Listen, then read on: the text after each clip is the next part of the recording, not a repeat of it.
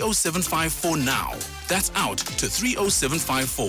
Outsurance is a licensed insurer and FSP. T's, C's, and limits apply. Premiums are risk profile dependent and reviewed annually. Client comments do not constitute financial advice. TS Galaxy Queens are chasing a vital win to breathe closer to the top 3 teams. However, TUT Matsatsanza want to have a good day in the office by grabbing full points. This is the Hollywood Bet Super League. Witness the Mzansi Queens of the beautiful game. TS Galaxy Queens FC versus TUT Matsatsanza Ladies FC on Sunday 6 October at 2:30 p.m.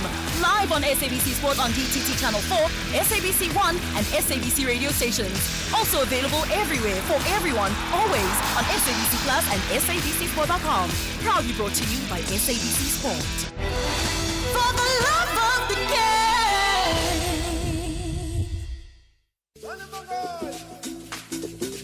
Mubango returns for an explosive new season on SABC2. A renaissance of new beginnings, intrigue, and drama with old enemies and new characters. Catch the rebirth season of Mubango every Monday to Friday at 9 p.m. on SABC2 or stream it on SABC Plus. Mubango, ukovela panda. SABC2. Breast Cancer Awareness Month. Myths versus facts. I'm too young to get breast cancer. Many women under age 40 are diagnosed with breast cancer. Men can't get breast cancer. 1 in 922 men have a lifetime risk of breast cancer. I have never had children and can therefore not get breast cancer. Women who haven't had children or only had them after 30 have an increased risk of breast cancer. Breast Cancer Awareness Month on SAfm. Bridget Masinga on SAfm. Let's talk also a little bit about being a male nurse. And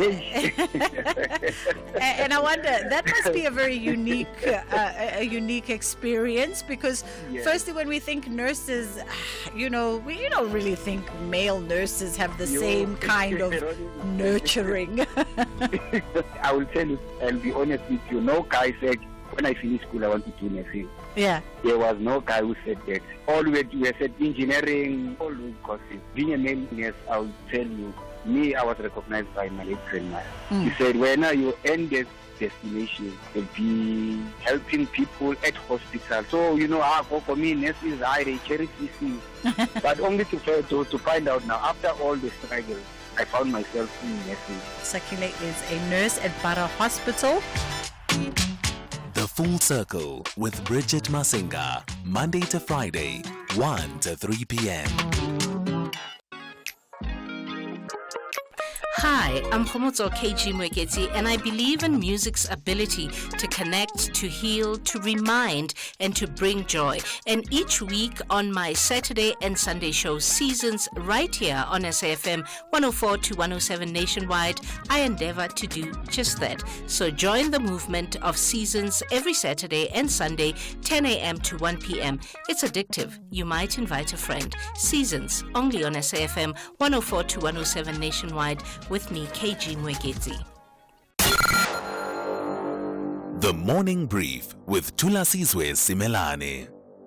It's good to be with you on this Friday morning. Let's pick up on an issue that was doing the rounds a few days ago. You will have seen the former mayor of Tshwane, Randall Williams, in a video there talking about how he was undermined by certain sections of the DA caucus in his last days in office, and also making the claim that it turned out that there would be Mayor of Tshwane, Celias Brink, actually had been brought in and imposed as someone who would be facilitating service delivery issues for a specific segment of the population of Tshwane, that is white residents of Tshwane. We have the DA's leader in Gauteng, Solim Msimanga, to respond to that. Good morning to you, Mr. Msimanga. You saw the video from Randall Williams. He says he was undermined by a caucus, a white caucus within the Tshwane municipality with your support. What do you say? To the listeners, I must say that it's an unfortunate statement that has been made, which is factually inaccurate. And that the inaccuracies can actually be shown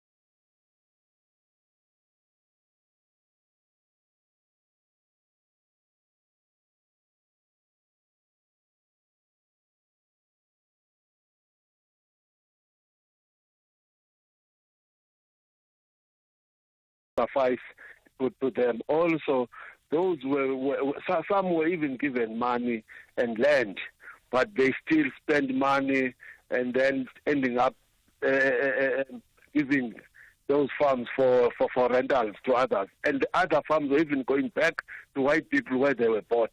So it means we must also make sure once we allocate land, we mentor them. Once we allocate land, we make sure that the land remains productive. Once we allocate land, we must make a follow-up visit and see that that land is still utilized for the purpose. Yeah. So I think that's the mixture of everything. Others, we understand those who opt for land in a case where they don't have a choice. For example, if where you are planning there's a mall today, you can't say that mall must be removed because you want that land. But it is understandable when they demand money, but not everybody can just say 1 month, it can't be. Lastly, Minister, I propose to you that the conversation about land restitution has somewhat dissipated from the public discourse. It's no longer as vigorous as it was when there was that attempt to amend the Constitution. And part of the proposition that I make to you is based on the reality that at the beginning of this year, you sat with about 5,985 old order backlog claims, and the targets that were set by the Land Commission were to settle 319 this year. That's far from, like the kind of progress that you would want to see. Am I correct in saying you've sort of lost momentum on this? The pace is very slow, but we have not lost momentum. The pace is very slow, and that is what we are trying to correct. Hence the visit to all these areas. Hence the land or the handover of land parcels in KZN recently, in Northwest, in Boksburg, in Gauteng, and those are thousands and thousands of hectares of land. We are trying to do that, and then of course there was a gap that was identified by the National Treasury when it comes to payment. We are handling that with the Minister of Finance. Once we resolve that, we'll start pay them, and of course it means that those land payments would go down. At least we are going to get to reach our target. Right. We are hoping by the end of this year. All right. We'll check in with you a bit later on once the year has come and gone. Mzwanele Nyonso is the Minister of Land Reform and Rural Development. The wait is finally over, and we can safely say that Tropica Island of Treasure is back to serve you some really great entertainment. Tune into S3 from the 28th of September to cheer on the 7 teams who will be vying to win a shared prize of 1 million rand, a brand new car each, and become the champions of Tropica Island of Treasure Season 11. Fancy 50,000 bucks? Predict the champions of Tropica Island of Treasure, and you might be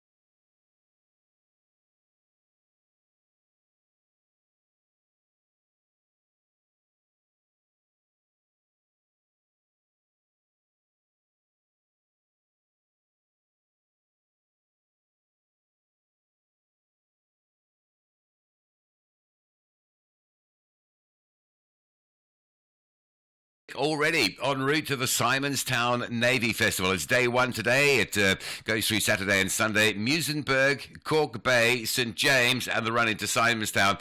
Already very noticeable along that main road route. With your traffic update, I'm Rob Byrne. This is SAfm Sport with Zai Khan. Good morning to you, Zai. I see that the T20 World Cup playoff sport, that's at stake, and the Proteas women are aiming for that against the West Indies. Yes, Thulas, it's a great one that the Proteas are definitely focused on securing that playoff spot. They've shown moments of brilliance and consistency, which will be key as they head into their crucial matches. Today, it will be the West Indies that they'll be kicking off their T20 World Cup campaign in Dubai. Now, the Proteas women, they reached the final in Cape Town last year, with Captain Laura Wolfhard believing that this squad can replicate their success despite a tough group featuring former champions West Indies as well as England. Now, with the team ready to face the West Indies in their opening match, they know they have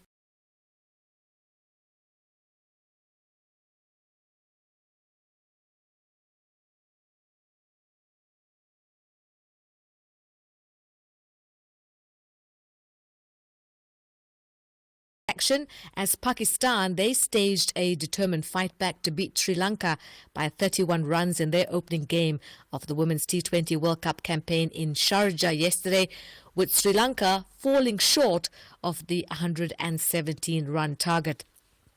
Now, Bangladesh, they kicked off the Women's T20 World Cup campaign with a 16-run win over the tournament debutants, and that's Scotland in Sharjah. Scotland, of course, could only muster 103 for 7 in reply to Bangladesh's total of 119 for 7. Soccer, exciting times for Bafana Bafana as coach Hugo Brood has been given an early start to their AFCON qualification camp, and that's thanks to the PSL. With most domestic players wrapping up their club commitments, Coach Bruges can bring the squad together 2 days earlier than planned. Now, this boost comes ahead of their crucial doubleheader against Congo-Brazzaville. The coach expressing his gratitude to the league, noting how this extra time will help the team bond and train ahead of what promises to be a decisive moment in South African football. The first match for Bafana Bafana will kick off on the 11th of October. More soccer action. Coach Raymond Mdaka's Amajita have defied the odds by qualifying for next year's Under-20 Africa Cup of Nations, beating Angola 1-0 in the COSAFA Under-20 Championship semi-finals that took place in Maputo, Mozambique yesterday. Now, this story, as we're building up to the MTN8 final, Orlando Pirates captain Innocent Maela on the verge of making history. He prepares for a massive weekend clash at the Moses Mabhida Stadium. Now, should Pirates defeat Stellenbosch FC in the MTN8 final, Maela could become the first captain to lift the prestigious trophy 3 times in a row. While cautiously optimistic, Maela emphasizes the importance of staying focused and sticking to the game. And, of course, they've got coach Jose Rivero. He's the coach who led Pirates to 5 finals in 3 years. Now, Pirates have enjoyed success at Moses Mabhida in the past, and Maela is determined to maintain their strong record in the Durban final. Let's hear from Orlando Pirates captain Innocent Maela. No, the supporters are always important for us. Like I said, they give us the competitive edge. When they come out in numbers, you want to play and make them happy. You want to get the results so that everyone goes home with a good feeling, But also when we play, you can feel inside the field of play that they are pushing you. When they are there singing, you can see that these people really care about the club. And I mean, as a footballer, as a player representing this big brand, you also know what you have to do. You have to demand more and more of yourself so that you can go out there and represent this team to a high pedigree. And that's how we wrap up your sport. That's on the morning brief for SAfm. I'm Zai Khan. The business update on SAfm. All right, let's turn to Ndawling Lechela for that. Ndawling, Baldwin, in the property group, residential property, I believe. You're seeing them cropping up here and there in terms of the physical buildings and properties. But you are reporting this morning that there's a decline in earnings. That's right, Sila. So the residential property player expects a profit decline of up to 59%. This was mainly due to ongoing pressure in the residential property sector. The high interest rate environment has made it difficult for potential buyers, despite improved macroeconomic conditions and positive market sentiment. But Baldwin remains optimistic due to its conservative construction approach and increased contribution from its annuity businesses. The company's annuity businesses now account for 8% of its revenue, and its overhead costs have been reduced by 5%. Now, despite the challenging market conditions, Baldwin has forward sold 743 apartments beyond the end of the year, providing a solid base for the remainder of the financial year. The company maintains a healthy cash position and complies with all funding covenants and thresholds. And despite, possibly recording profit declines of up to 59%, Baldwin is moving ahead with its expansion plans. It's planning to expand its rental portfolio by developing up to 7,300 apartments over the next 8 to 10 years.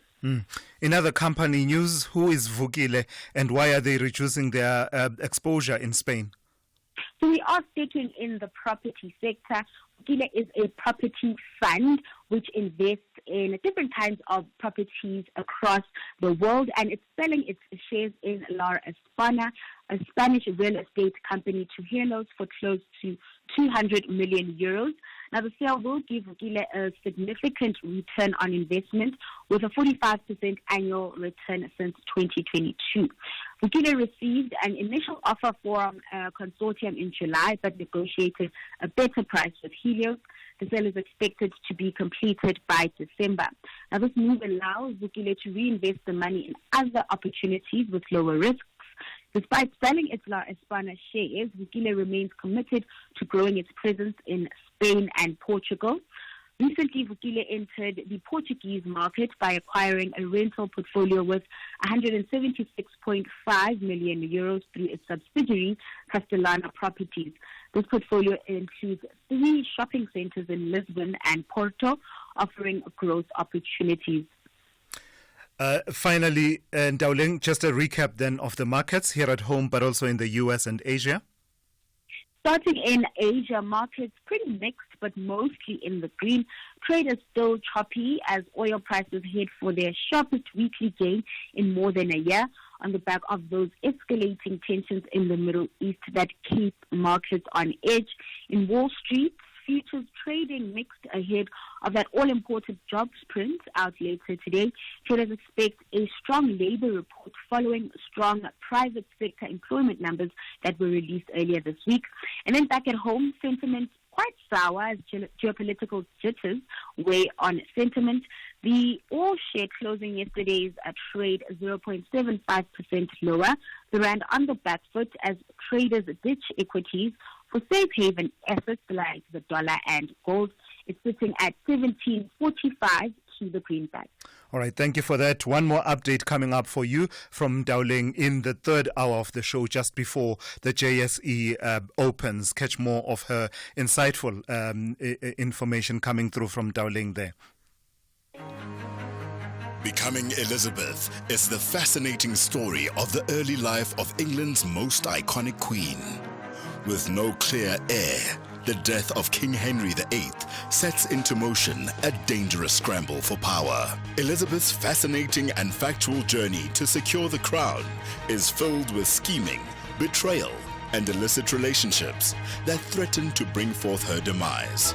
At a time in which every man or woman of the court is on the wheel of fortune, which may take them to a position of great power one moment, or the executioner's block the next. Channel your inner royalty with Becoming Elizabeth, Saturdays at 9:30 p.m. only on S3. Open up.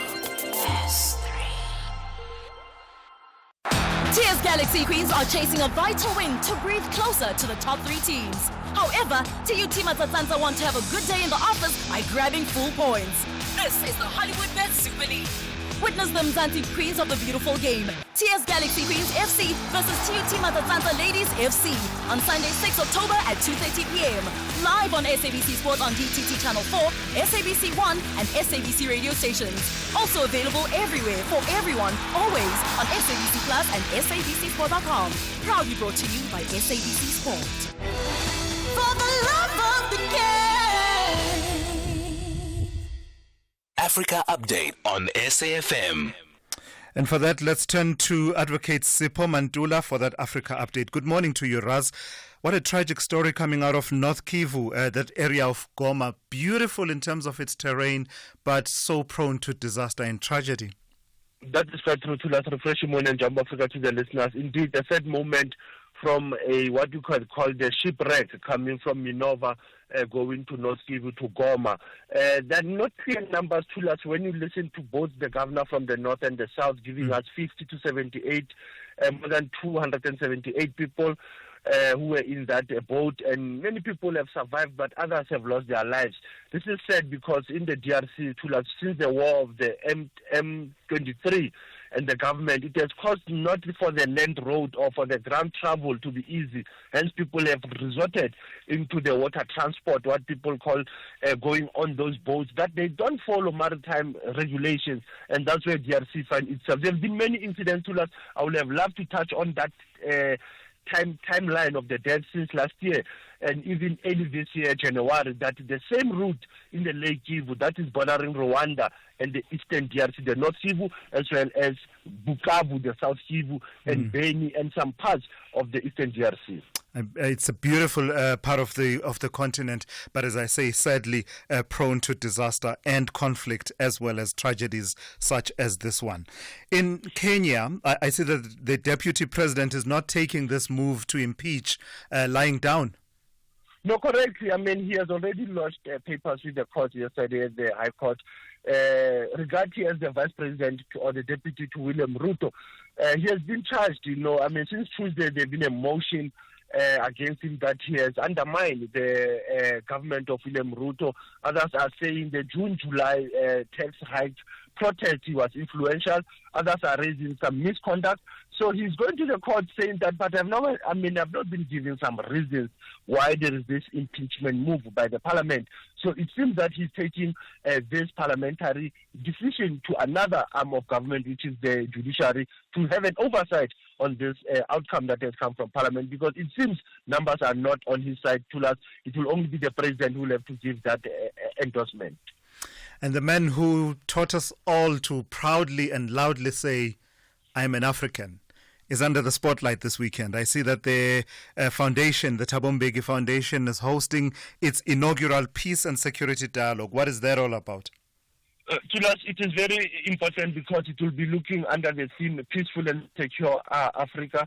It will be focusing on the Horn of Africa and on the Sahel, West Africa, particularly, as we know. The issues of Sudan also will come under the spotlight. It is both the Institute of Global Dialogue, the Human Science Research Council. It means that there is knowledge, there is experience of leaders, there is ministers of foreign affairs, minister of defense, who will be meeting just to come up with the architect. Because once you say it's an inaugural and you are including the UN, it means that you are looking at issues of peace, development in the African continent. So it's an important dialogue, as you know, that this is towards the BRICS summit also. There are many events that happened during the month of October on global affairs, and I think the former President Thabo Mbeki is still raising the questions on conflict resolution in the African continent. I owe my being to the hills, the valleys, the muddy waters of Ilikwa. And lastly, Sipho, you take us to 1966 in terms of the historical archives. Something happened of significance in the Mountain Kingdom. No, correctly. Lesotho is turning 58 years today. This is not just an ordinary public holiday today as their independence being liberated from Britain, but we saw Prince Harry is moving around in the kingdom. just to reminisce those colonial linkages between the kingdom of Lesotho and Britain. But it's also the 200 years of King Moshoeshoe Thulas when you look at the independence of Lesotho under the current Prime Minister, Sam Matekane. It's one area that is also bound by politics of the military into government, coalition politics. When you think of Lesotho Thulas, that is a GNU in the SADC region when you think of Asante Sana Thulas as facilitating the conversation, SAfm observing the Africa Human Rights Month. Thank you for that, Sipho Mantula. Have yourself a great day and a fantastic weekend. Sipho Mantula there with your Africa update here on The Morning Brief. SAfm, guiding you through the rush hour traffic. Well, it's come a bit later this morning, but it is getting busy around Sandton now, particularly in from Ilovo on Rivonia. And if you come off the Mike 1 highway on Greystone, sort of bypassing Catherine and just sort of delaying yourself down through Daisy and sort of Linden and a bit of a cut through there. So nowhere near the chaos that we had this time yesterday morning, but with all those restrictions in place, traffic is just starting to build up now and will stay busy over the next hour or so. The N1 north and south down towards the William Mandela off-ramp, that stays heavy. Traffic lights haven't worked there, that bridge system for the longest time. Crash on the N3 at Heldenace coming north out of Alberton off the N12 through Elands onto the N3. That's all quite busy. N1 through Midrand, just getting a bit slow now on that run between Samrand and New Road. And the N14, a reminder, heavy queues from Thatchfield side up towards the M1 Brockfontein interchange. So we're talking Krugersdorp Highway. If you're using that route to get through to Pretoria, you might want to off-ramp at the R55 and hit some alternative routes. Lights down on Pretoria's Atterbury and Alsatian, so that sort of Fairy Glen area is quite busy today. Durban, an earlier crash on the N3 inbound at Spaghetti Junction is the reason why you parked all the way back through to the M13 Paradise Valley. It's very heavy. The M4 into Durban, Southern Freeway from Umbulo, that's looking quite slow. And Cape Town, we've been telling you that is the Simonstown Navy Festival is kicking off today, and it looks like there's a lot of traffic already heading that way. Keep in mind, you've got to go through those South Peninsula beach areas to get there, and it's going to be an absolutely gorgeous Friday weather-wise in Cape Town today, so there's going to be a lot of beach traffic, plus Simonstown Navy Festival traffic. It's already very busy along the Muizenberg beachfront down through Cork Bay, and then you get into Simonstown, and the main road remains closed until about 9:30 this morning around the Navy base, and that's due to a military parade associated with the festival, so a lot of traffic on that in that area, that part of the South Peninsula. Rob Byrne, SAfm Traffic. Get those lucky numbers ready and play Powerball and Powerball Plus for 77 million rand in total estimated jackpots this Friday. Play Powerball for an estimated 31 million rand and Powerball Plus for an estimated 46 million rand today. Buy your tickets now in store on nationallottery.co.za, the mobile app, cell phone banking, or simply dial *120 *7529# for USSD. Panda, Pusha, play. Players must be 18 years old and play responsibly. eTuba is a proud operator of the National Lottery. Bafana and the Congolese troops are all looking for their second victory in Group K. Bafana Bomzanzi Africa say they will take full control at the Nelson Mandela Bay Stadium, while the green, yellow and red want to raise their country's flag with 3 points. This is the Total Energies AFCON 2025 qualifier. Experience the journey to Morocco, South Africa versus Congo Brazzaville on Friday, 11 October at 6:30 p.m. on SABC Sport on DTT Channel 4 and SABC radio stations. Also available everywhere for everyone, always on SABC Plus and SABCSport.com. Proudly brought to you by SABC Sport. For the love of the game. SAfm values your views. Be an active citizen. All right, let's focus now on one of the, side effects and implications of the conflict in the Middle East. As the conflict intensifies, major international airlines, including Delta, Qatar, British Airways, Emirates and Lufthansa have suspended their services to Israel and Lebanon. Escalating tensions in the region have also prompted countries like the US, Germany, Canada and the UK and Australia to begin preparing evacuation plans for their citizens stranded in various countries. Let's bring into the conversation Phuthego Mojapele, who is an aviation expert. Good morning to you, Phuthego. So it's easy to think of it as disruptions at airports of the countries that are affected by the conflict, being Israel, Lebanon, as well as Gaza, the Palestine and Iran. But actually, if you think about how aviation works, the impact is wider than that, is it not? Yeah, no, it's quite true. It is bigger than that. There's quite. Good morning to you, and to your listeners. Sure. It's quite big. So when you look at the amount of the cargo traffic that is in between the countries that are involved, and remember, this is not just the Lebanon and Tel Aviv. It's about the airspace in which these traffics are going to be traveling in between. You would remember that when the EU issued temporary suspension on that airspace, it was on the basis that the ballistic missiles that are flying over that airspace was very much risky for most of the airlines that would be flying around that area. Hence, you see the suspension on the airspace. But the impact of this is quite huge. The airlines that have projected some of the returns on investment around that particular airspace, it means that they are going to be halted. There's not going to be the movement in between. There's not going to be passengers moving in that direction, and so it's quite big. This whole thing. The sooner political people that are involved in politics resolve this issue, the better, because it does have a dire impact on the operations of the airlines.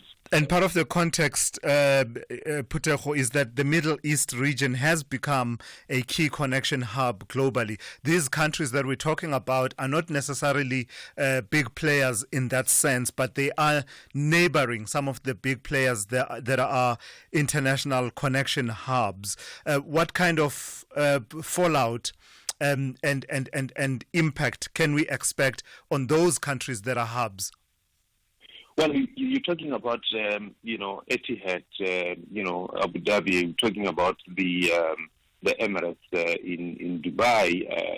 I mean, everybody knows Dubai and those two key important Middle East hubs are quite significant in the economy of most of the countries. I mean, it connects from Asia to Europe, to America. It's basically at the center of the world, and that's how they have modeled their business. So if you are not able to cross the airspace around that, then it gives you quite a serious impact on the rolling out of your business. So one must really say that it's been a long time. Last year, December, around this time as well, there were similar issues around the airspace, and it seems like it's going to continue forever. And maybe the airlines need to start thinking the best way of flying around that airspace, but it's not going to be economical at all. Yeah, it's going to be very difficult. I've got to thank you for your time and your insights this morning. That's Phuthego Mojapele, who is an aviation expert. Thulasizwe Simelane on the Morning Brief. Weekdays, Monday to Friday, 6 to 9 a.m. All right, I've been looking forward to this conversation for personal reasons and professional reasons. The legal fraternity is reacting to the gazetting of the legal sector codes of good practice to be implemented in support of broad-based black economic empowerment. The Minister of Trade and Industry, Park Stawu, approved the legal sector code last month. The code aims to ensure transformation in the legal sector by setting out targets for black ownership and black women ownership specifically. Let's welcome into the conversation Thabo Masombuka, who is Legal Sector Code Steering Committee member. Good morning to you, Mr. Masombuka. Thank you for your time. Why does the legal sector need this code? Why were the generic codes of 2015 that have been in operation all along insufficient? Good morning, and thank you very much, Thulasizwe. Personal and professional reasons, good luck on your effort. Thank you. We look forward to welcoming you into the noble profession. Thank you. Fortunately, after many years of attempts and effort, you certainly arrive into a sector which is governed by a policy and legislative framework that seek to enhance a transformed and restructured legal profession after so many years of inadequacies, racially skewed patterns of briefing patterns and allocation of commercial work. Your question about why not the generic codes, you would appreciate, Thulasizwe, that the generic code of good practice were designed to deal with a broader general structures of the economy, your retail, your automobile, and all other what you call, which are not necessarily unique and professions and services based like the legal profession. So we needed to have a structured intervention, and this legal sector code does present an opportunity for the sector to transform and be measured based on its unique circumstances. And these unique circumstances relate to the fact that attorneys and law firms operate differently than you would find in any other business. Advocates themselves need to, the sourcing of advocates by the state, by the private sector needs to transform so that the ongoing status quo cannot perpetuate forever. That's why we needed the legal sector code. On balance then, Mr. Masomboka, does it appear to you that the codes are a carrot, more of a carrot than a stick, to the extent that they leverage government's procurement ability, organs of state being compelled and needing to, advance that transformation? But to what extent do they provide an incentive for the private sector to actually come and play their part in support of the efforts of the state? Definitely. This legal sector framework is, in fact, both the carrot and the stick. It is a carrot for the private sector, the banks, the mines, those who source legal services to the private transaction advisory, as you know. That happens at a larger and bigger scales. And we have identified those particular unique specialized areas of the law as having been an exclusive domain of your largely white commercial firms. That needs to change. So it does present a carrot and an incentive and an opportunity for those who want to advance and propel their empowerment credentials to use black law firms. But it does become a stick for your particular government entities, your state law attorneys' offices, the state law firms. It makes it, that element or statement 401 makes it compulsory for those in their briefing pattern to specifically use a certain measure of black ownership and a certain measure of black legal practitioners. It becomes the non-negotiable. So in those circumstances and in both instances, it does help us provide a carrot and a stick. Thank you very much. All right, thank you very much for that. That is Thabo Masomboka, who is the Legal Sector Code Steering Committee member, talking about the recently gazetted legal sector codes, gazetted by Minister Parks Tau. And that brings us to 8 a.m. Time now for a news update with N. Musa. Essential cover from Outsurance pays out claims in cash, allowing you to choose your own panel beater. SMS CAR to 43187 now.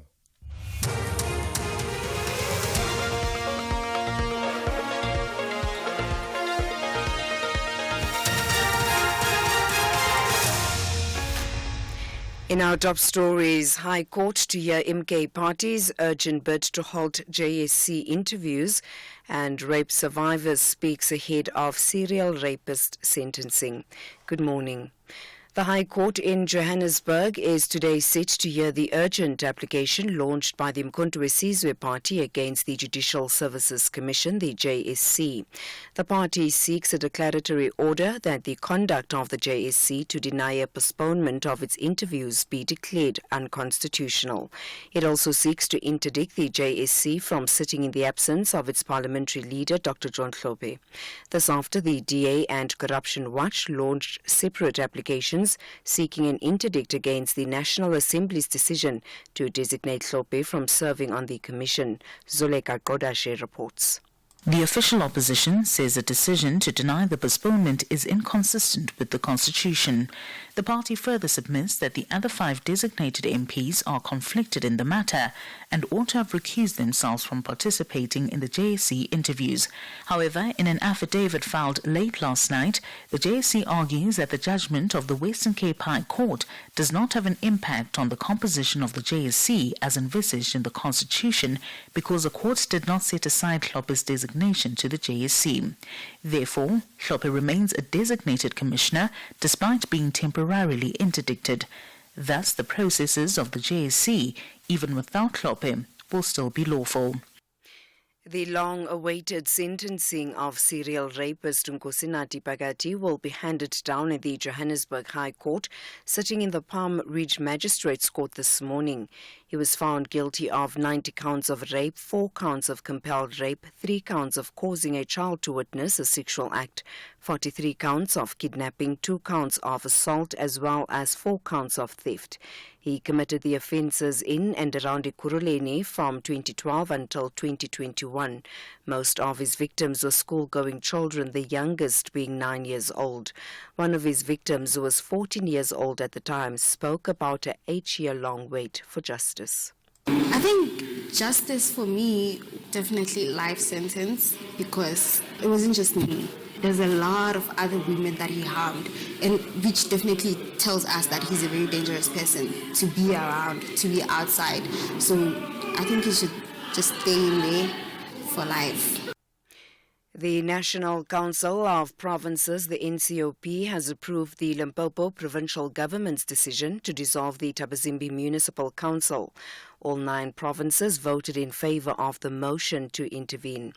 Parliament's Select Committee on Cooperative Governance and Public Administration has found the municipality has collapsed and is dysfunctional. The municipality has been run by 2 parallel councils, DA and ANC-led coalitions, after the November 2021 local government elections. DA MP Desiree van der Walt says they welcome the decision. She says a capable administrator should be appointed.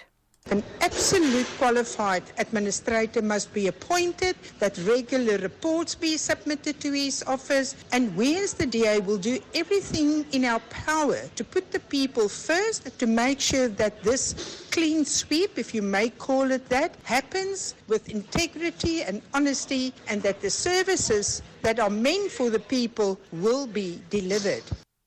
The eThekwini Municipality and Umgeni Tugela water boards have officially announced water restrictions will apply to eThekwini residents from next Thursday. The municipality's Mayor Cyril Kabas says the restrictions are unavoidable as the municipality does not have enough water to supply. The municipality cited high water usage, rapid urbanization, aging infrastructure and illegal connections as some of the contributing factors. Head of Water and Sanitation in the eThekwini Municipality, Ednick Msweli, says they will prioritize areas where there are high water usages. Look at the circumstances as they exist. Because what we don't want to do as well is we don't want to reduce the city's revenue. Still need money to do the work that we do. So, and there's other criteria like that we will apply when we decide where to cut, where to reduce. So such as the one that you are mentioning now, where areas are already constrained in terms of the water supply they receive. Obviously, we're not going to go and make it worse because you still have a duty to make sure people have water. But there's other areas where there's wastage. People are just using too much water. And finally, the Lebanese capital, Beirut, has been rocked by a new wave of Israeli strikes, again targeting Hezbollah leaders. The fresh strikes come after the IDF had earlier ordered the evacuation of villages and towns in southern Lebanon that's north of a United Nations declared buffer zone established after the 2006 war. The BBC's Aruna Iyenga has the details. Lebanon's capital has been hit by another wave of Israeli strikes, comparable in size, eyewitnesses say, to those which killed the Hezbollah leader Hassan Nasrallah last week. Reports quoting Israeli sources said the target was believed to be Hashem Safiuddin, Nasrallah's cousin and presumed successor as leader of the Lebanese militant group. Local media said Beirut had been struck at least 10 times with loud blasts reported near the international airport, which borders the Dahia area, Hezbollah's stronghold in the city. Recapping the top story, the High Court in Johannesburg is today set to hear the urgent application launched by the Thulasizwe Party against the Judicial Services Commission. For SAfm News, I am Anne Musa. And that's the news for this hour. Theft, accident and 1 million rand liability cover, all covered by Outsurance Essential. Get a quote today, SMS CAR to 43187. The scariest thing this October could be driving your older car without insurance. With Outsurance Essential, you don't have to live on the edge. After an accident, claims are paid in cash, so you can choose the panel beater you want to use. Top this up with motor warranty from Outsurance that covers you for mechanical or electrical breakdowns. Get saving with Outsurance Essential for unfinanced cars older than 5 years and valued at less than 130,000 rand. SMS CAR to 43187. That's CAR to 43187 today. Licensed insurer and FSP. T's, C's and information online. SAfm, guiding you through the rush hour traffic. Still a good idea to put some extra time on your trip into central SADS. It has taken a little while, but traffic is just starting to build up now. Of course, there's a lot of restrictions in place around the Catherine Street, West Street, 5th Street sort of precinct, just bordering up to Rivonia Road. So routes like Rivonia in from Malovo, Grayston in from the Mike 1, through Daisy and Linden. That's all very heavy. Nowhere near as bad as it was yesterday, it must be stressed. Just away from that, there's quite a backlog on the M2 from Joe Slovo coming through to the Mike 1 crowd. The Mike 1 is moving okay, but it's that M2 inbound from the Benrose side that's very slow today. Durban, another crash on the N3. This is near Tollgate Bridge. If you're coming through from Spaghetti Junction into Durban, that N3 remains busy. The earlier crash before Spaghetti Junction has been cleared, but it's been replaced by another one shortly thereafter. Table View in Cape Town, a crash on Wood Drive and Bloberg Road. Watch for some delays there. The N7's fairly heavy both ways into Voortrekker, and a lot of traffic heading south in towards the Simonstown area. It's going to be a double whammy today. Got beautiful weather in Cape Town, so South Peninsula beaches will be under pressure, and you got the big Simonstown Navy Festival kicking off today, running through until Sunday. There's a lot of pressure on the main road from Muizenberg, St James, Cork Bay, Fishhook, and then eventually a Q&a-half going into Simonstown already. Rob Byrne, SAfm Traffic. A very good morning to you. In your SAfm Sports headlines, it's soccer action as former Orlando Pirates defender Mark Fish believes an MTN8 win could fuel Orlando Pirates League title challenge this season. And in cricket action, the Proteas women are ready for their T20 World Cup opener against the West Indies today. Details around 8:30.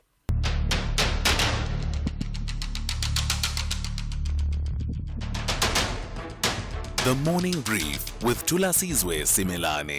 Weekdays, Monday to Friday, 6 to 9 a.m.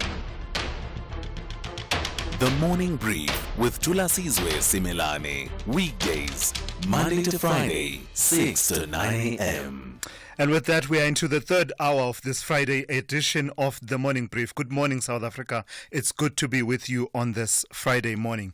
One of the things that I must say is that to the charge of not having allowed 100 flowers to bloom, 100 schools of thought to contend this morning by taking your calls and voice notes, to that charge, I plead absolutely guilty, and I intend to make good for that within this hour. So we will be taking your calls finally, and just give it as much time as we possibly can. And the number for that is 086 000 2032, and the WhatsApp voice notes, you can send those to 061 410 4107. And that's of course because there have been all these conversations that have been building up in the last 2 hours. I look forward to hearing your engagements about such issues as the land reform progress and the choice that we are told by the minister that communities tend to be making. So that's the choice of taking monetary compensation as opposed to being given the land back in lieu of restitution. I would want to hear your experiences with the land restitution program, but also other issues that may be exercising your mind this morning. So that's precisely what we plan to do within this half hour. The third hour of the morning brief starts now. TS Galaxy Queens are chasing a vital win to breathe closer to the top 3 teams. However, TUT Matsatsanza want to have a good day in the office by grabbing full points. This is the Hollywood Bet Super League. Witness the Mzansi Queens of the beautiful game. TS Galaxy Queens FC versus TUT Matsatsanza Ladies FC on Sunday, 6 October at 2:30 p.m. Live on SABC Sport on DTT Channel 4, SABC 1 and SABC radio stations. Also available everywhere for everyone, always on SABC Plus and SABCSport.com. Proudly brought to you by SABC Sport. For the love of the game. It's time to crown Miss World South Africa 2024. Tune in to S3 this Saturday, the 5th of October at 8 p.m. as Miss World South Africa 2024 takes center stage on S3. This year's pageant will be taking place live at the Sun City Super Bowl with tickets available at Quicket. Channel your inner star with the 2024 Miss World South Africa finale this Saturday, the 5th of October at 8:30 p.m. only on S3. Open up. Stay on top of all meaningful, top trending stories right here on SAfm. Leading the conversation. My favorite moment of the day has come. It's time to turn someone's Friday to a Fry-yay. Let's make it rain. We've been giving away cash for the last few days.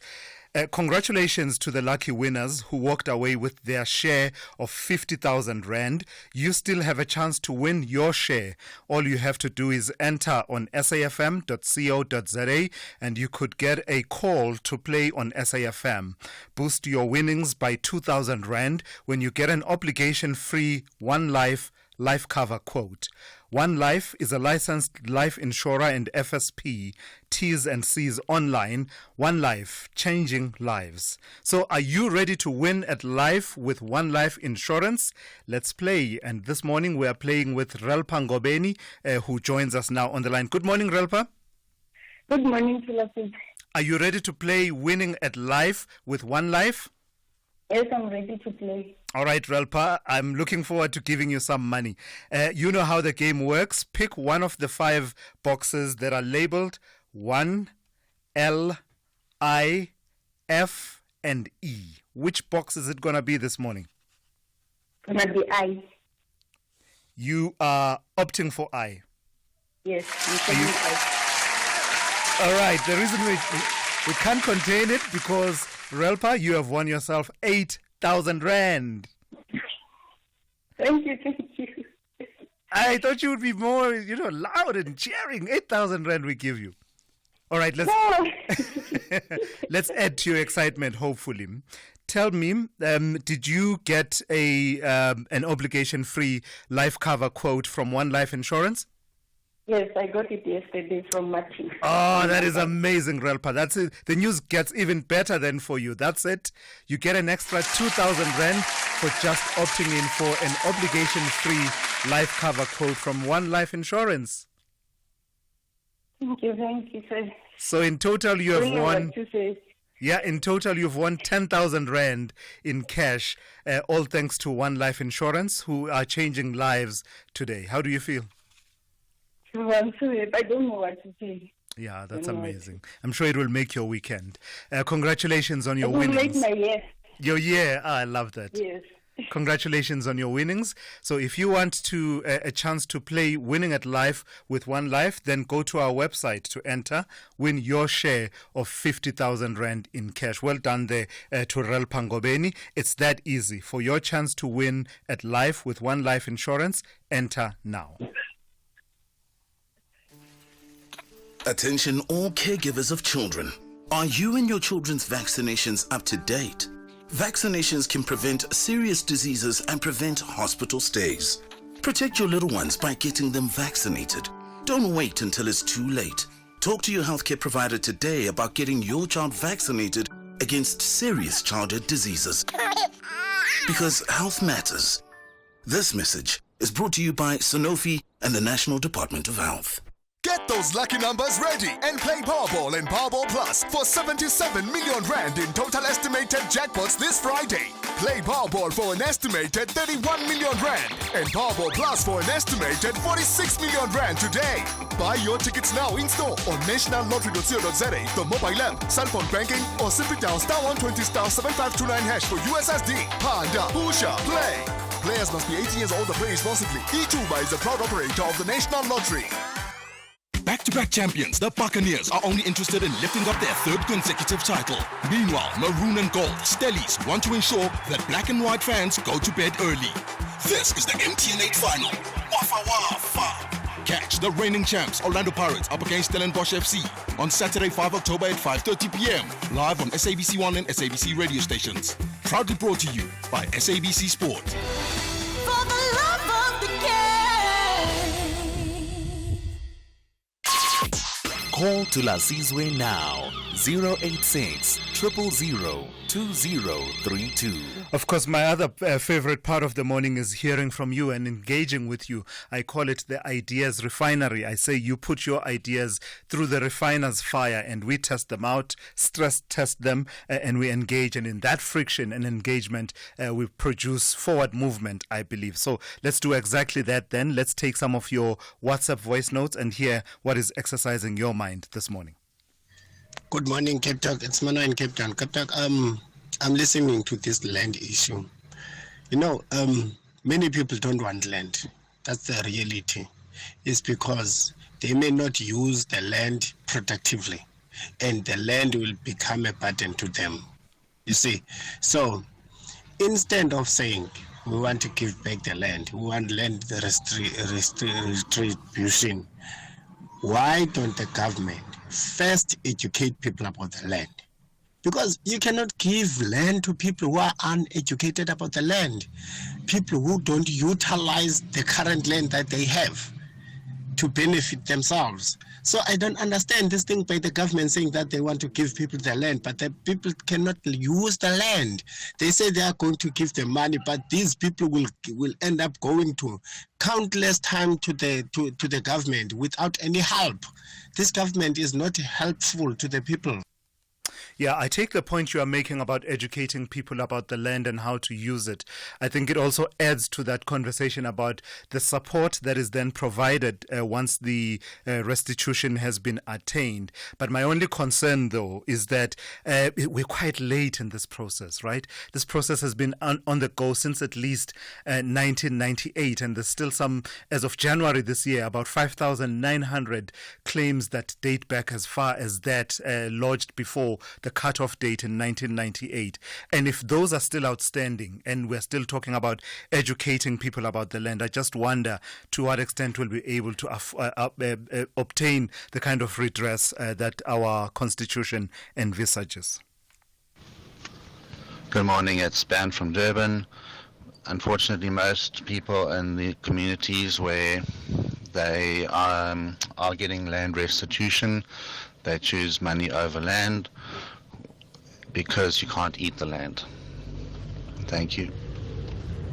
But you can, though, Ben, can't you? You can't eat the land literally, but you can be productive on the land such that not only do you eat, but your generations and their future generations eat as well, eat quote unquote, in that, you know, they can draw a sustainable livelihood. I think there's enough demonstration of the possibility of doing that. So it's just a matter of getting the systems correctly and providing the right kind of support, accelerating this land claims process, because 319 is the target that the Land Commission has for 2024-2025 in terms of settlement of claims, but they are working against a backlog of some 5,900 claims that were lodged before the cutoff date in 1998. So it seems to me that there needs to be putting pedal to the metal in as far as that situation is concerned. Let me take some of your calls as well. Let me speak to Akona. Akona, you are in George. You want to talk to me about an incident involving an Intercape bus. Good morning to you.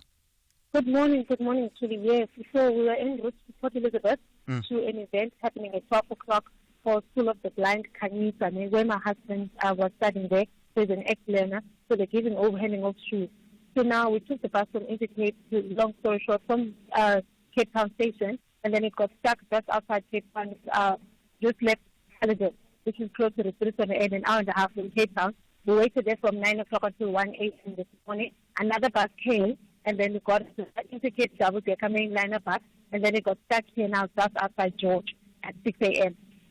So in that instance, what we do is that second bus was burning at the back, and then they quickly put out the fire, and then people were like rushing out like a stampede type of a vibe, and then we tried to calm out the people to come down, but eventually they come down, then they got out and they put the fire out.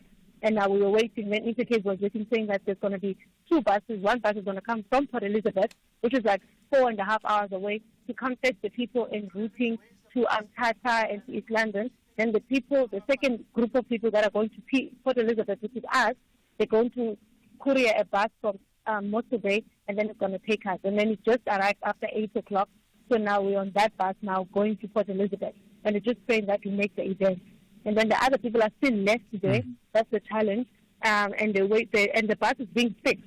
So the risk is, how can we fix a bus that was burning? What if the same thing happens along the way? And then also at the same time, the 5-hour wait that they have to wait. Therefore, coming too all right, short. Akon, I'm battling to hear you, but we're getting the gist of the story, and I can imagine the distress that you people must be under with such a dramatic development. Where exactly is the bus stuck? Just quickly recap for us where it is stuck, and speak as slowly as you can and as clearly as you can. All right, sure. The bus now, the second bus is stuck just outside George, coming from Port Elizabeth, from Cape Town. And the first bus was stuck in just after Caledon, before referred to the end, where we wait at 9 p.m. until 1 a.m. All right. This one also, the people, yes. Yeah, so I'm sorry about that, Akona. The line is deteriorating. That is Akona. They're talking about an Intercape bus that is stuck, and it's the second bus that has been stuck. It sounds like a situation that's quite distressing. I wonder if anyone will be responding from Intercape to ensure that the experience of the passengers is improved and ensure that they get to their destination safely. I heard her talk about fire at some point. That is not a good situation. Let's speak to Adam, who is in Pretoria. Adam, good morning to you. You want to talk to me about beggars on the road? Yes, good morning, Thulas, and how are you? I'm very well. How are you, Adam? I'm all right. You know, the other day I was driving out of Pretoria towards Midrand. A couple of robots before you get to Kosimambura. There's a gentleman who's standing there with a boat. He's actually asking for money. I think he was banned. His face, he's got very terrible scars on his face. I was driving with my two daughters. As he was approaching the car, my one daughter started screaming because that guy is very scary. Some other day, I also saw, I think this guy is not well mentally. He was actually walking naked on the street around Pretoria. You know, like, and some of these homeless people will also be performing these indecent acts that I cannot even mention on radio. So the question that I have is, the public indecency, is it not applicable to these people who are homeless, who are begging on the side of the road? Are we not in some way supposed to be protected? Yes, as an adult, I can actually be able to tolerate that. Yes. But sometimes when I go with my kids, you see people coming to your car. Some have very little kids on their back. Yeah. Are we not supposed to be protected in a way against such things?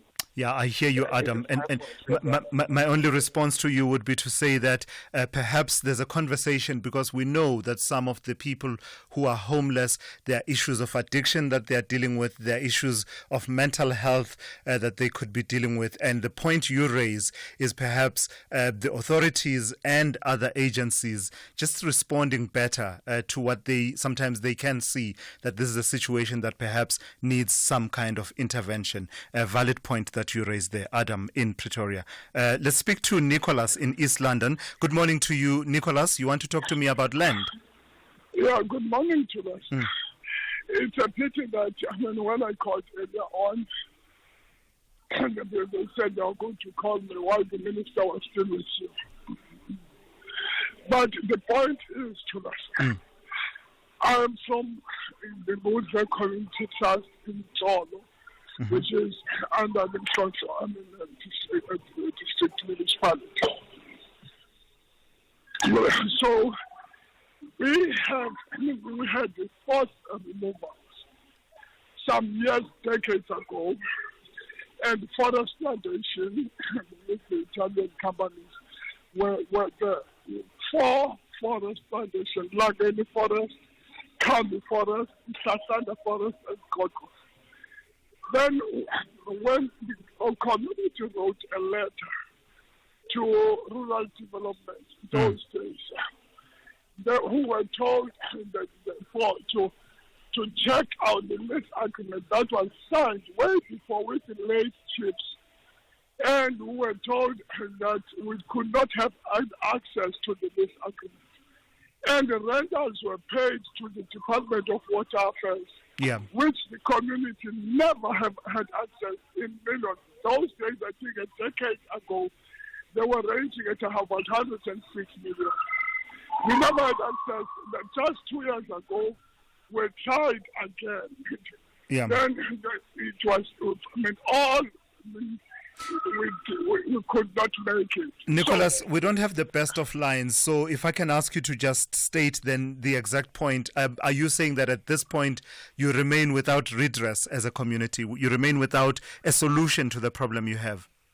We remain, Thulas, without a solution at the moment, because the matter, we have written letters to the Department of Rural Development. And I'm so glad when I was hearing the minister talking there. Because the people in the community are suffering themselves, very poor community. All right, Nicholas. And I'm sorry about that. The line, not the greatest of lines there to Nicholas. Hopefully someone is listening in the relevant departments, the Department of Rural Development and Land Reform. Responsiveness is a key in dealing with these issues. Let's speak to Sbusiso in Newcastle. Sbusiso, you want to talk to me about Israel. Good morning.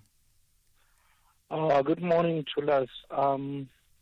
Not necessarily about Israel, but I understand that the flights from Tel Aviv to Johannesburg in the past few days have been full to capacity with these Jews that are creating wreaking havoc in the Middle East. No, Sbusiso. The so-called Jews. Allow me to let's have a constructive conversation. I'm not happy with you framing it as with these Jews who are wreaking havoc, because that's a generalization. There are many Jewish people who are not party to that situation in the Middle East. There's that emphasis between Zionism and Jewish people, and the Israeli government and Jewish people. Let's not conflate. But do proceed, make your point. Much. There's right-wing Zionists that are wreaking havoc in the Middle East.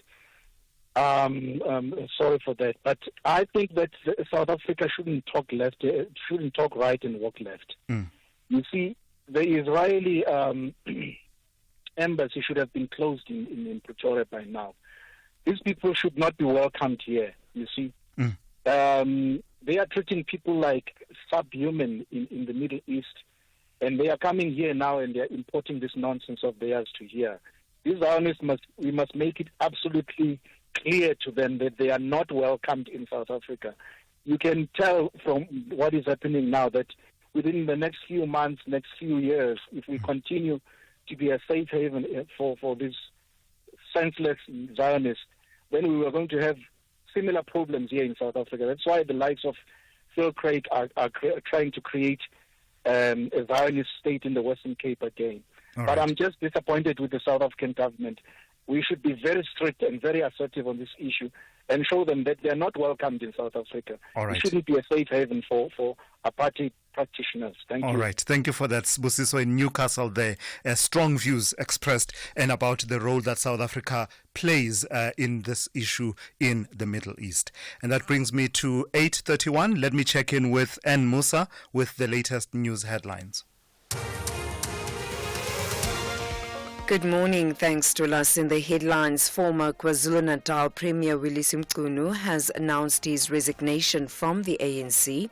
The High Court in Johannesburg is today set to hear the urgent application launched by the Thulasizwe party against the Judicial Services Commission. And Lesotho is today celebrating 58 years of independence and the 200 years since the nation was founded. I'll have details on these and other stories at 9. SAfm, guiding you through the rush hour traffic. Been a pretty easy Friday on Gauteng roads. It is par for the course, really. Traffic levels just drop right away on a Friday. A couple of issues, though. One is the N1 going south to Winnie Mandela. Crashed before the off-ramp, pushing traffic back towards the Rivonia Road exit. And the N14 on the Krugersdorp Highway heading towards Pretoria. Glad to report that earlier crash which backed everything up has now been cleared. If you're on the way to King Shaka International Airport, there is a queue just around the Sibaya exit. So moving through Sibaya towards Umhlanga. If you don't fancy towards Umhloti, I beg your pardon. So once you get north of Umhlanga up towards Sibaya exit, that's where you hit that backlog. If you don't fancy it, take the M4 and a cut back from Umhloti towards the airport. That'll work quite nicely. The earlier crashes on Durban's N3 inbound at Pavilion and inbound at Tollgate Bridge, they've both been dealt with and cleared away. Cape Town this morning, N1 into town, still quite slow from Kuba. Interchange behind that Marine Drive, quite heavily backed up, coming through Pardon Island. And just give yourself plenty of time to get into Simonstown today.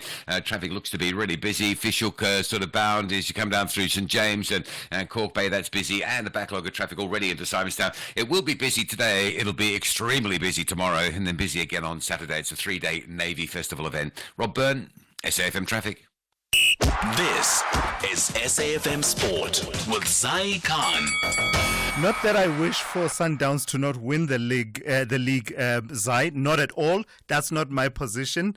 But it would be nice to have a league that is more competitive, right? And you are telling me this hour that the Orlando Pirates legend, the man known as Fish, is telling us that if they win the MTN 8, we could be well on our way to restoring competitiveness in this league. Oh, yes, Thulas. If the Buccaneers can snag that MTN 8 title, it might just give them the wind in their sails to chase that elusive league title. So watch out, Mamelodi Sundowns. And this is as Pirates are gearing up for the MTN 8 final this weekend. Former Pirates defender Mark Fish, as you say, believes that a win will give them the boost they need to challenge for the Betway Premiership title. Pirates have had a strong start to the season, unbeaten. They're sitting level with the defending champions, Mamelodi Sundowns, and it's been 12 long years since they last lifted the league trophy. Fish saying that winning the MTN 8 could give them the momentum needed to push on. However, Stellenbosch FC, who knocked out Sundowns in the MTN 8 semi-finals, won't be an easy opponent. The final kicks off at Moses Mabhida Stadium tomorrow night, 8 p.m.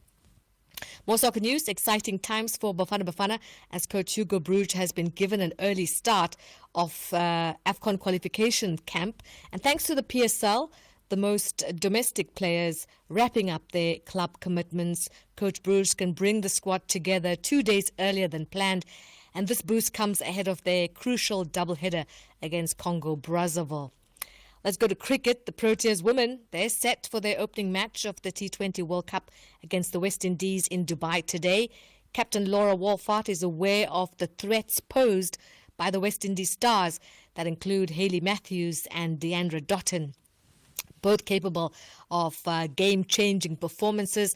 Now, Wolfart emphasizing the importance of removing Matthews early on, at the very least, keeping her quiet to gain the upper hand, while the Proteas previously defeated the West Indies in a tri-series. Laura Wolfart admits that the conditions in Dubai will be vastly different, making today's encounter a fresh challenge. Play begins at 2 p.m. More cricket action from the T20 World Cup saw Pakistan beating Sri Lanka by 31 runs. Sri Lanka falling short of the 117-run target. Bangladesh kicked off their Women's T20 World Cup campaign with a 16-run win over the tournament debutant Scotland, and that took place in Sharjah. And Scotland could only muster 103 for 7 in reply to Bangladesh's total of 119 for 7. And finally, athletics news. With just a month remaining, the Soweto Marathon is facing slower than expected entry sales. Despite this, the organizers, the Soweto Marathon Trust, along with their partners at African Bank, are not alarmed. Now, the race is scheduled for the 3rd of November at Nasrec. They've sold 15,000 entries with a revised target of 23,000, down from an initial goal of 25,000. Now, of course, their spokesperson, Thokozani Mazibuko, remains unfazed by the slower sales pace. Well, I wouldn't agree much that it is a struggle. If you follow the pattern of people entering the races, especially Soweto, our people have got a tendency of entering at the last minute. And we have done our comparison, and compared to last year, we were just above what we were on this time around. Just to answer your question, we have decided to extend the entries, and just on the verge of the announced closing, the entries started to pick up. So we hope that we will get to the numbers that we are anticipating. And that's a wrap Zai, on your morning. Zai, before you go, they hope that it's because people are entering at the last minute, but honestly, some of us are just unfit. No fitness. Is this the athlete in you that's unfit? Because I've seen you run. Listen, I'm wearing my Comrades 2018 shirt today to try and remind these old bones that it can be done, but I'm just not fit for Soweto. Please. All I'm right, going to give Zai. Thokozani Mazibuko a call just for you. All right, Zai. Have yourself a great weekend. The Business Update on SAfm. Let's turn to Ndauleng Lechela now with that business update. And Ndauleng, the Minister of Electricity, Thulasizwe Simelane, is talking about this proposed electricity tariff hike by Eskom, and he says there could be a solution and there could be interventions that could be helpful. That's right, Thulas, and this is not the first time Minister Ramokgopa has come out saying that he will try and intervene in Eskom's electricity price hikes. This time around, we recently got the latest price hikes that could be in effect soon, where Eskom is proposing a hike of 36.1% for 2025. Minister Ramokgopa says he will try and alleviate this alleviate this financial strain on households. The minister is evaluating options to balance Eskom's revenue demands with reducing the financial burden on households. Ramokgopa has not ruled out delaying the implementation of carbon taxes, which contribute to the tariff increase. This move would have implications for companies with high emissions, though, companies that operate in spaces such as manufacturing, oil, and gas. The minister emphasized that addressing the escalating cost of living is a priority. The government is exploring various options, including a revenue analysis related to the 82 billion rand debt municipalities owe Eskom. And introducing smart meters will also improve accurate billing and enhance the delivery of free basic electricity provision to struggling households. Ramokgopa assured that the government will not undermine NERSA's process. The proposed tariff hike has sparked concerns about its impact on households and businesses. Ramokgopa cautioned that if the current application is approved, businesses will become uncompetitive and many households will struggle to afford electricity. So the government is working to find a solution that balances both competing interests. All right, let's see what Mr. Fix-It, Thulasizwe Ramokgopa comes up with. We wish him all the success with that. Speaking of taxes and tariffs, the SABIC are concerned, South African breweries, that is, concerned about inflated tax and the impact of on jobs. What is that all about? So at one of their events, the South African Brewery CEO, Richard Rivet, commented on its performance. It says that the group is optimistic about the future of the beer industry in South Africa, citing positive sentiment towards the government of national unity, falling interest rates and lower fuel prices. After a challenging 2022 due to tight monetary policy and high inflation, the industry has seen a recovery this year. SAB's local sourcing program has boosted local barley production by 60% since 2017, with 95% of raw materials now bought locally. The company supports over 250,000 jobs and operates 7 breweries and 42 depots nationwide. However, Rivet Carnick warns that 25% tax rate is excessive and may harm the industry. A 2022 study by Oxford Economics Africa, which was commissioned by SAB, shows that the present excise tax target is 23%, but the actual excise tax burden is 25%. In effect, this means that for every beer bought, 25% of the final price is paid to government. And so Rivet Carnick is calling for policy certainty, a clear tax policy, and reduce dependency on this kind of tax to drive growth and investment into the country. All right. Lastly, then, Dowling, with about 19 minutes before the opening of trade in the JSE, what kind of a day are we looking at, as well as the US and Asia? So local markets are set to follow their global peers. We're in for a mixed open this morning. External factors really moving markets today, with local news limited. Meanwhile, on the currency front, the rand trading weaker, hit by a stronger dollar as traders start picking up safe haven assets. It's trading at 17.45 to the greenback. Moving over to the US, futures mostly mixed, trading quite choppy ahead of the jobs report. We're seeing the same kind of mood play out in Asia, and markets there are also on track to end the week off on a mixed note.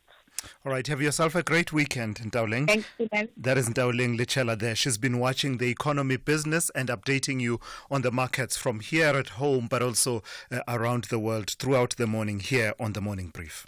Back-to-back champions, the Buccaneers are only interested in lifting up their 3rd consecutive title. Meanwhile, Maroon and Gold, Stellies, want to ensure that black and white fans go to bed early. This is the MTN 8 final. Wafa Wafa. Catch the reigning champs Orlando Pirates up against Stellenbosch FC on Saturday, 5 October at 5:30 p.m. live on SABC 1 and SABC radio stations. Proudly brought to you by SABC Sport. For the love of the game. This summer, we have extra large offers on Ford Ranger XL, XLT and Wildtrak from only $481,900 for a Ranger XL single cab 4x2. It's the extra large Ranger offer from only $481,900. Visit your nearest participating Ford dealer. Optional service plan included. While stocks last. T&Cs apply. For 18 years, Kumbulekaya has been fostering healing through forgiveness and reconciliation. Are you asking me that? Yes. I grew up without a mom. So what happened to your family? What family? You are my family. What happened to you? Witness as families forgive one another and reunite after a long time. Catch the new season of Kumbulekaya on SABC 1 every Wednesday at 9 p.m. The Science of Life on SAfm. So for that, then, let's focus on this. The Nelson Mandela Children's Hospital has announced its 2nd installment of a transformative healthcare initiative for life-changing surgeries. The hospital says this is part of its flagship campaign aimed at fast-tracking life-saving surgeries for children with ventricular septal defect. VSD is a heart condition characterized by a hole between the left and right ventricles of the heart. I'm joined now by Dr. Pinky Chirwa, who is clinic director at the Nelson Mandela Children's Hospital. Good morning to you, Doc. So explain to me what VSD is before we get into this campaign that you have for life-changing surgeries. Good morning, Thulasizwe, and good morning to your viewers. So a VSD is like an acronym for ventricular septal defect. So when children are developed in their mother's tummy, there is always a sort of mixing of blood, with oxygen and without oxygen between the left and the right. And those two ventricles are actually separated by a membrane which closes within at least the first few days of life. And then some children, it fails to close, which then creates a problem for them as now they are growing up. They tend then to have a lot of lung congestion, and they are prone to upper respiratory tract infections. They are chronically ill. They don't grow well. They actually don't sleep well. This impacts on them not being able to then attend school, and it basically impacts on their lives. Sure. How frequent is this condition? What's the incidence rate? I'm probably corrected, but I know it's about 1 to 50 children who are diagnosed with this condition. And normally, if you pick it up in the newborn period, you basically watch it for at least 6 weeks. And if it doesn't close by 6 weeks, that's when the problems start, because this is more of what we call a physiological transitional issue from their mom's uterus into life. So in terms of the medical technology to pick it up early, what's the status there? Is it something that can easily be picked up? And I know that you specialize with the conditions and treatment of children, but is it something that other hospitals can easily pick up, even if it means then they then have to refer to you, refer a patient to you? Yes, many doctors are actually trained to pick it up. And you don't have to be a specialist to pick it up. And you pick it up with a stethoscope. You listen to the heart, and then you will hear what we call a murmur, a sound that tells you that there is flow between the two ventricles. And most of us will be trained to be able to pick it up. Yeah. And when the child's not sick, that's why I emphasize that when they're not looking sick in the first 6 weeks, we don't really pay much attention. Then after 6 weeks, we follow them up. If it still persists, that's when it becomes a problem. So now you have this surgeries campaign that it's your second installment as the Nelson Mandela Children's Hospital. Tell me about this campaign and what your targets are this particular year. So we came about with this campaign for starters to say a VSD is actually one of the simplest cardiac lesions that you can find in a child. And it is simple to close. But because of lack of access to surgeries for this condition, then we find that especially many of our regional hospitals have got these children on a waiting list. Just to give you an example, we get presented with at least 300 children a year. But last year we could only operate on 100. So it means there's another 200. But that does not mean this year we have a backlog of 200. It means anyone who's born this year again, they go on that waiting list. So the waiting list is very difficult to quantify. But with us starting this campaign, we are hoping that industry can sort of club with us. Like you heard that our first kickoff was with Momentum Health, with Metropolitan, to just get these kids over the line. Yeah. And it's amazing when you see the impact that this has on the children. All right, I've got to thank you for your time this morning. That's Dr. Pinky Chirwa. All of the best with the campaign and the surgeries that you'll be undertaking. She is clinical director at the Nelson Mandela Children's Hospital. They're talking about a campaign that they are running to conduct surgeries to help children with this condition known as ventricular septal defect. Thank you. All right, I want to bring you a response in a moment from Intercape to that caller that we took a bit earlier on, a caller in distress traveling between Gqeberha and George. It's been an eventful trip, if I can put it that way. Let's speak to Stefan Harman from Intercape. Good morning to you, Stefan. Quick update. What is the situation?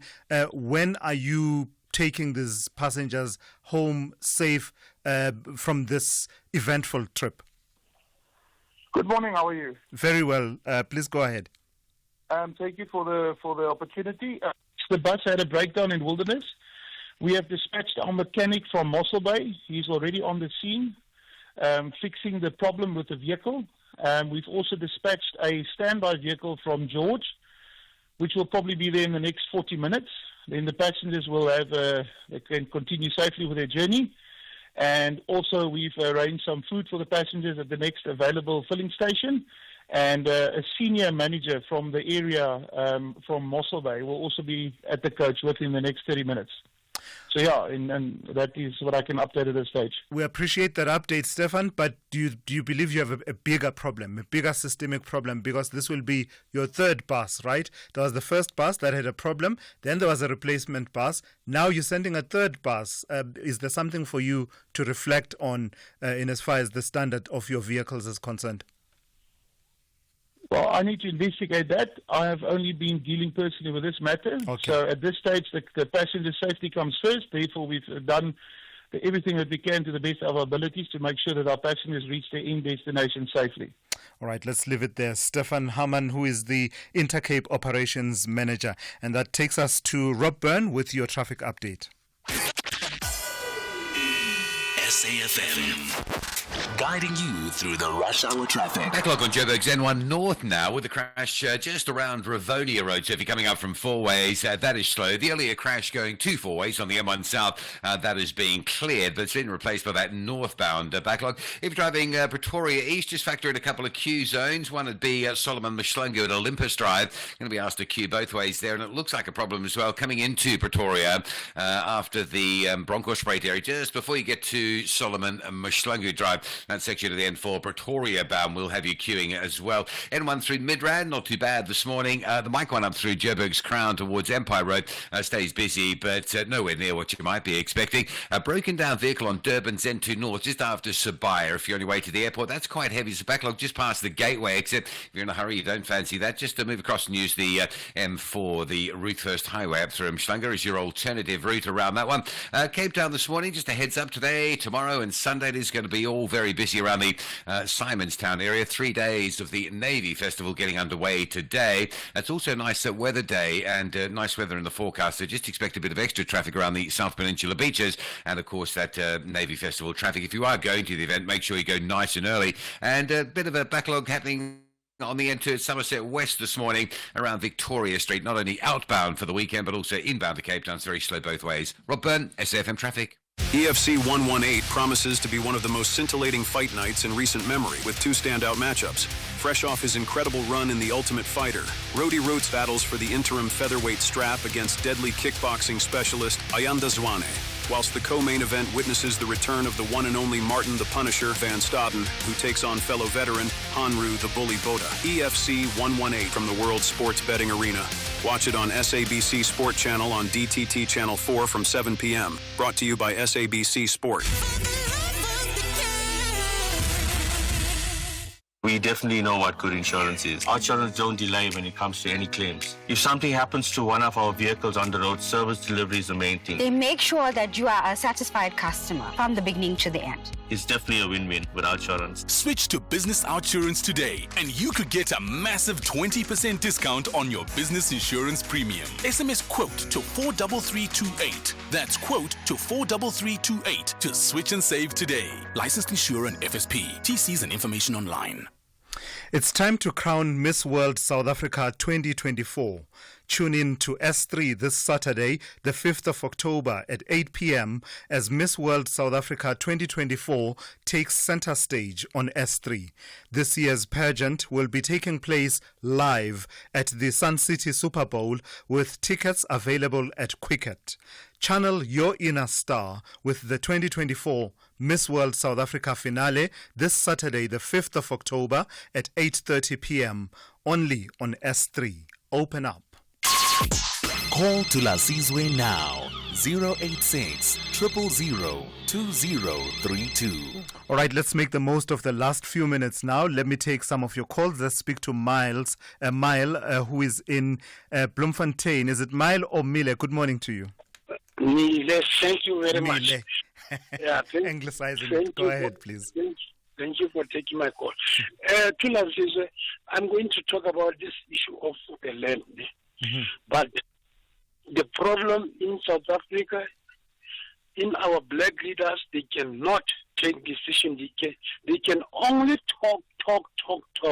That is not help us.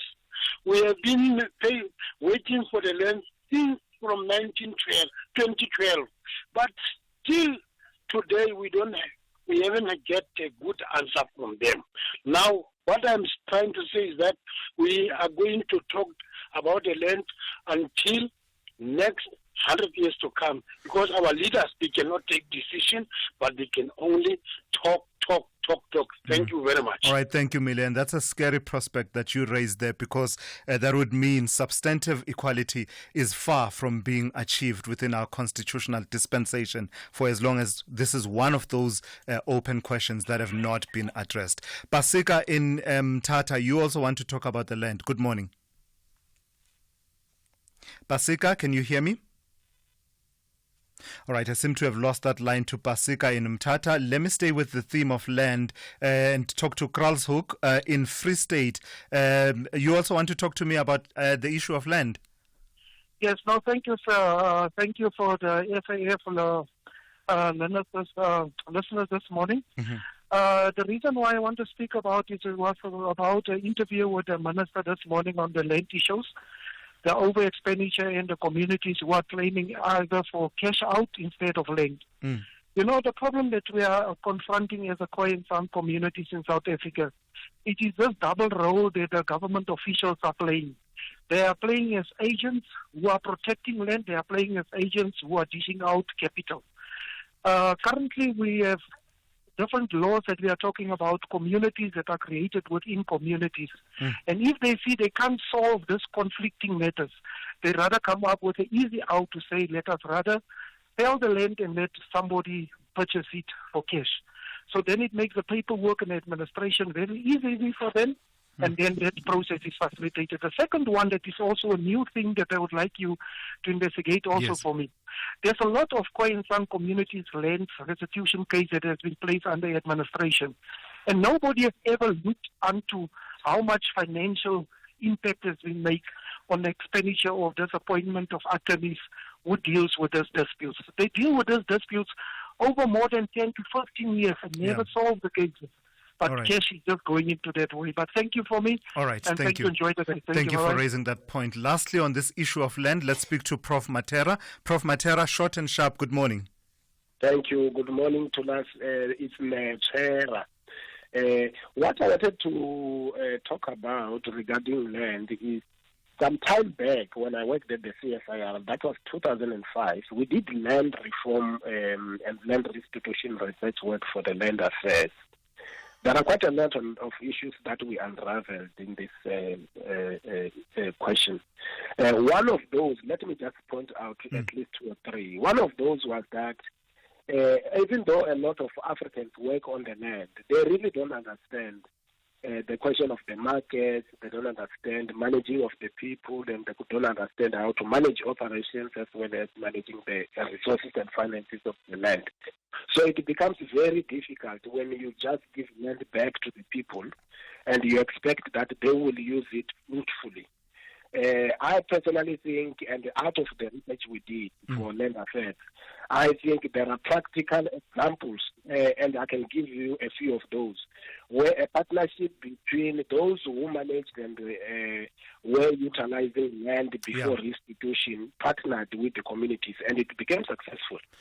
But I think where the government has failed is to make sure that we produce graduates who will go into the land and work the land with the community. I tell you what, Prof, I think that I would benefit from your insights. I'm going to ask the team to take your number so that in future when we raise this issue, you can be part of that conversation.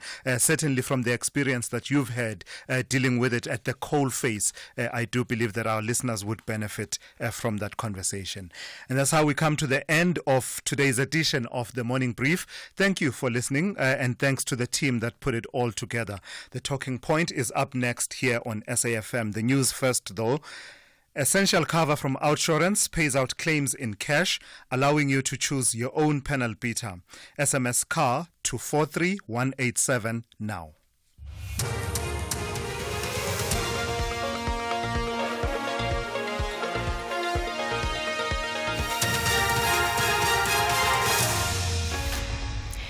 In our top stories, former KZN Premier resigns from the ANC and Iran's leader to lead Friday prayer after attack on Israel. Good morning. Former KwaZulu-Natal Premier Willie Mchunu has announced his resignation from the ANC. In a statement addressed to the Ward 33 branch secretary in eThekwini, Mchunu refers to a message he had written to some ANC leaders on his views on the formation of the Government of National Unity formed following the May 29th elections. In light of this, he refers to what he terms as destructive criticism levelled against him for raising a view on ANC matters. Mchunu says that after analysing the current political trajectory of the ANC, he is no longer adding value to the life of the ANC.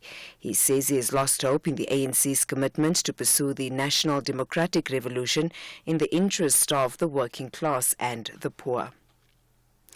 Police in the Eastern Cape have shot and killed a 33-year-old suspect in Zulu. The incident happened yesterday.